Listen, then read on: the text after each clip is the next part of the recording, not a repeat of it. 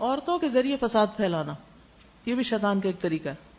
بے شک بے پردہ عورت زیب و زینت کے ساتھ بغیر پردے کے باہر نکلتی ہے. ابلیس پر اللہ کی لعنت. ایسی عورت ابلیس کے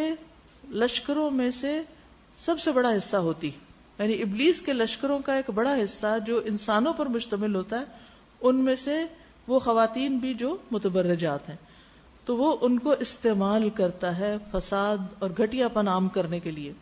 رسول اللہ صلی اللہ علیہ وسلم نے اسی لیے فرمایا تھا المرأۃ عورۃ، عورت ایک چھپی ہوئی چیز ہے، یعنی عورت کو چھپ کے رہنا چاہیے،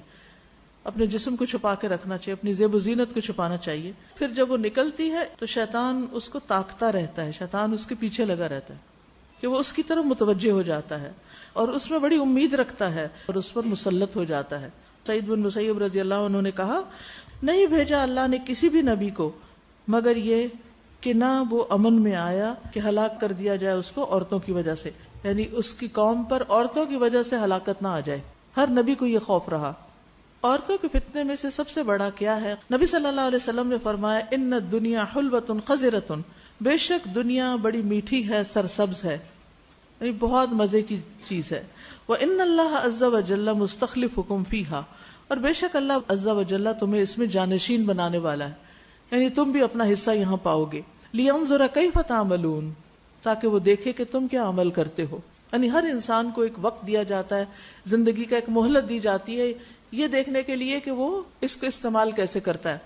پھر فرمایا فاتقوا الدنیا واتقوا النساء، بس دنیا سے بچو اور عورتوں سے بچو، بچ کے رہو. فإن اول فتنة بنی اسرائیل، کیونکہ بنی اسرائیل کا سب سے پہلا فتنہ کانت فی النساء، وہ عورتوں میں ہوا. یعنی مردوں کو تلقین کی جا رہی ہے کہ عورت کے معاملے میں محتاط رہے، کیونکہ ایک اور حدیث میں آتا ہے نا کہ ایک اچھے بھلے عقل مند انسان کی مت مار دیتی ہے. اور ایسا کئی کیسز میں آپ نے دیکھا ہوگا کہ اچھے بھلے خوشحال گھرانے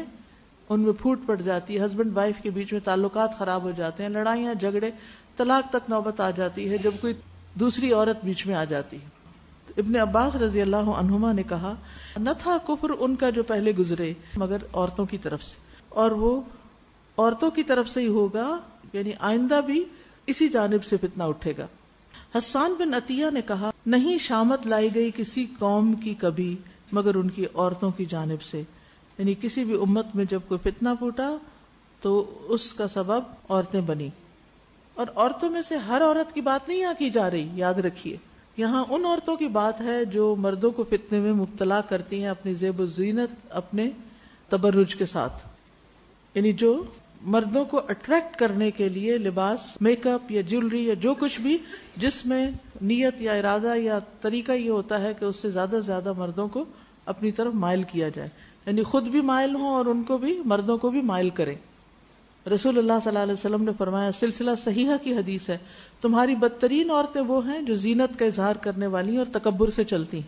یعنی خاص طور پہ ایسی اکڑ والی چال اللہ تعالیٰ کو ناپسند ہے جس کا ذکر یہاں کیا. پھر شوہر کی غیر موجودگی میں زیب و زینت کرنا، یعنی اگر شوہر فوت ہو گیا ہے یا شوہر ہے نہیں، کسی اور ملک میں ہے،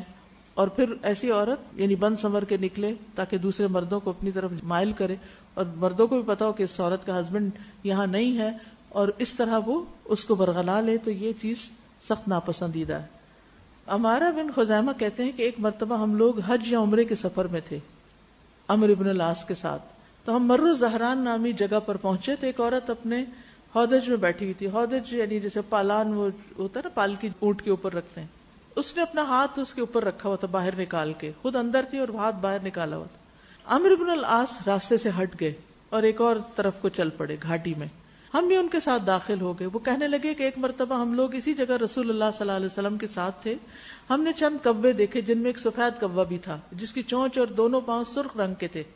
تو رسول اللہ صلی اللہ علیہ وسلم فرمایا جنت میں صرف وہی عورتیں داخل ہو سکیں گی جو کبوں کی جماعت میں اس کبے کی طرح ہوگی، یعنی کم. حسن کہتے ہیں کہ اس عورت کے دونوں ہاتھوں میں سجاوٹ اور انگوٹھیاں تھیں اور اس نے اپنے دونوں ہاتھ ہودج سے باہر رکھے ہوئے تھے، دکھاوا کرنے کے لیے باہر نکالے ہوئے تھے. تو اس میں آپ دیکھیے کہ جیسے اگر کسی موقع پر آپ نے کسی شادی یا کسی وجہ سے اوپر مہندی یا زیب و زینت یا نماز نہیں پڑھنی تو نیل پالش وغیرہ لگائی ہوئی ہے، تو پھر بازار جا کر ان ہاتھوں کو بہت نمایاں نہیں کرے بلکہ ان کو سمیٹ کر رکھے تاکہ وہ دوسرے مردوں کے لیے زینت کا باعث نہ بنے. رسول اللہ صلی اللہ علیہ وسلم نے فرمایا جہنمیوں کی 2 قسمیں میں نے ابھی تک نہیں دیکھی، ان میں ایک وہ لوگ ہیں جن کے پاس بیل کی دموں جیسے کوڑے ہوں گے جن سے وہ لوگوں کو ماریں گے، دوسری قسم ان عورتوں کی ہے جو کپڑے پہننے کے باوجود ننگی ہوں گی، کپڑے پہن کر بھی ننگی نظر آئیں گی، مائل ہونے والی، دوسروں کو مائل کرنے والی، ان کے سر بختی اونٹ کے کوہان کی طرح ہیں، ایسی عورتیں جنت میں داخل نہ ہوں گی، نہ جنت کی خوشبو پائیں گی، حالانکہ جنت کی خوشبو اتنے اور اتنے فاصلے سے آتی ہے۔ تو اس سے یہ پتہ چلتا ہے کہ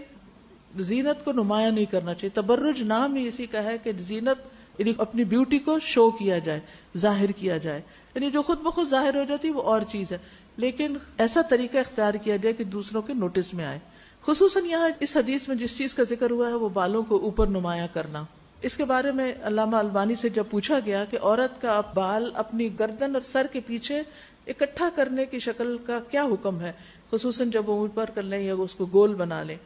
تو اس کے بارے میں انہوں نے جو کہا وہ یہی تھا کہ نمایاں نہیں ہونے چاہیے، یعنی اگر آپ نے بال لپیٹے بھی ہیں اور وہ نیچے ہے تو کوئی بات نہیں، لیکن وہ الگ سے نظر نہ آئے سر کے باہر، اس کو ناپسندیدہ کیا گیا، کیونکہ وہ حدیث میں اس کو شیطان کی بیٹھک قرار دیا گیا۔